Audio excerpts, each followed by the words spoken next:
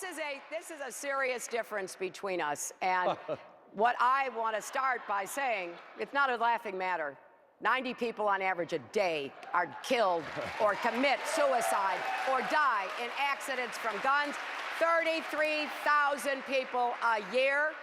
I take it really seriously because I have spent more time than I care to remember being with people who have lost their loved ones.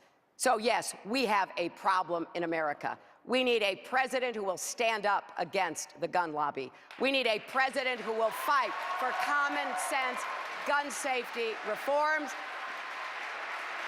And what we have here is a big difference. We hear a lot from Senator Sanders about the greed and recklessness of Wall Street. And I agree. We've got to hold Wall Street accountable. Thank you. Well, what about the greed and recklessness of the gun manufacturers and dealers in America? Okay. That was Hillary Clinton hammering Bernie Sanders over the issue of guns. Linda Trad, let me turn to you. What do you think about that line of attack? Is that a potential vulnerability here for Bernie Sanders? Because I thought it was interesting, part of his own response, which we didn't really hear there, is that because he comes from a state where there are sort of these gun rights, a very sort of open, he might be the best person, he said, to kind of help find consensus. He said he has a D- rating from the NRA, and he's someone, because of his home state and where he's living, the culture there is sort of something he understands, is the implication there. Yeah, so this is one of those issues that we fully expected heading into this debate was going to be a topic of conversation. We've actually heard them have this exchange before where she essentially attacks him on a vote he made in the past to support immunity for gun makers.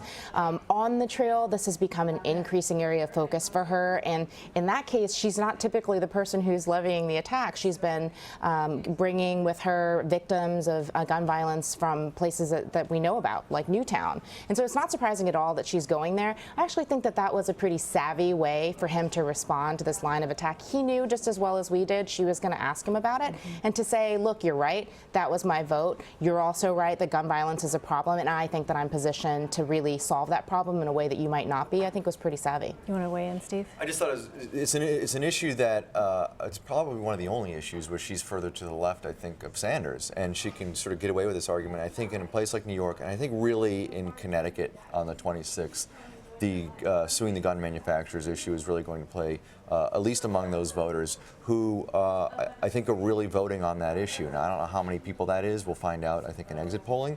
But it's definitely resonating right now within the Democratic Party, and it's really one of the few issues that she's, I think, further to the left on. Yeah. One thing I would say, one thing I would say, though, is it is savvy for him to respond that way, and it makes sense when he's saying it to Hillary Clinton, but I think it would be much, much more difficult to make that case when you're speaking to the actual victims. Yeah, I mean, I did an interview in Newtown last week, and our story aired on the CBS Evening News, and the word raw is really the feeling that you get, even just being in that state, frankly, and much less in that community.